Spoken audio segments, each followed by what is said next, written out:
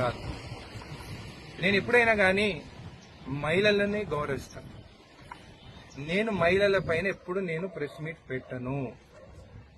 మా ఇంట్లో కూడా మా అమ్మ 10 సార్లు తిట్టినా కానీ తలకాయ వంచుకొని తలకాయ కింద పెట్టుకొని వింటాను, కానీ నేను మాట్లాడను.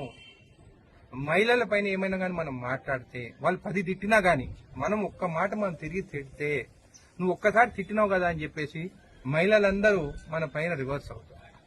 మహిళలు వాళ్ళు కన్నీరు పెట్టుకొని ఒక్క చుక్క గాని భూమి పైన పడితే ఆ చుక్క సునామీ అయ్యి ఆ సునామీలో మనం కొట్టుకుపోతాం. కాబట్టి నేను ఎప్పుడైనా కానీ మహిళల పైన నేను ఎప్పుడు ప్రెస్ మీట్ పెట్టను. వాళ్ళు తిడితే నేను అక్షంతలుగా తీసుకుంటాను, కానీ నేను ఏమి అన్నాను. మీరు చూస్తే సీఎం రేవంత్ రెడ్డి గారు వచ్చిన తర్వాత ఒకటే మాట చెప్తున్నారు, ఆ విషయం పైన ఎవరు మాట్లాడొద్దు, కొండా సురేఖ గారి ఇష్యూ పైన ఎవరు మాట్లాడద్దు. ఎందుకంటే క్రమశిక్షణ కమిటీ వాళ్ళు ఆల్రెడీ వారు ఎంక్వైరీ చేసి వాళ్ళు ఏందనేది కూడా రిపోర్ట్ ఇచ్చినారు. కాబట్టి ఏఐసిసి నిర్ణయం కానీ పిసిసి ప్రెసిడెంట్ నిర్ణయం కానీ మా సీఎం గారి నిర్ణయం కానీ ఏది ఉన్నా కానీ దానికి మేము కట్టుబడి ఉంటాం. అంటే మీరు ఇప్పుడు కొండా సురేఖ గారికి బాసటగా నిలబడుతున్నారా?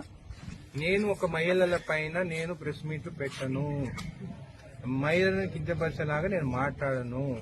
ఎవరు తప్పు చేశారు అనేది దేవుడు చూస్తున్నారు. ఆల్రెడీ క్రమశిక్షణ కమిటీ వాళ్ళ నివేదిక ఇచ్చినారు. దానిపైన ఏది చర్యలు తీసుకున్నా కానీ దానికి కట్టుబడి ఉంటాం.